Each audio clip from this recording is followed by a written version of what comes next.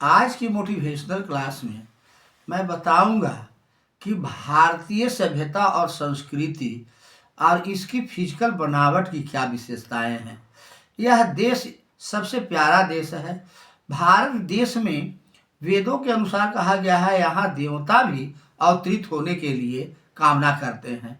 इतनी सुंदर हमारी पवित्र धरती है।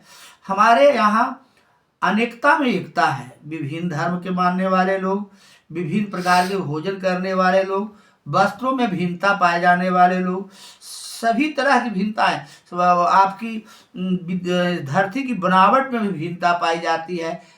इतनी विभिन्नताएं होने के बाद भी सब भारत एक है। यहाँ की सभ्यता और संस्कृति एक है।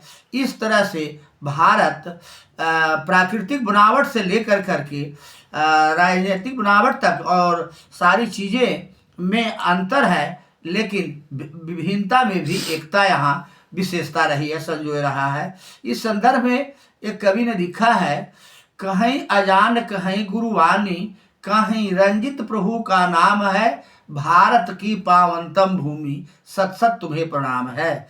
यहाँ कहीं धरती माता की कल्याण के लिए, देश के कल्याण के लिए आजान से लोग दुआ करते हैं, कहीं प्रार्थना सभा लगाई जाती है, तो कहीं प्रभु का रंजित नाम है, लेकिन सबका मुख्य एक ही उद्देश्य है, वह है भारत की एकता।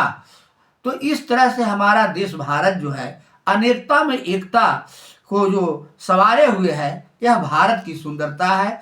यहाँ अनाज भी विभिन्न प्रकार के होते हैं, सभी मौलिक आवश्यकताओं की पूर्ति करती है हमारी धरती, जननी की धरती।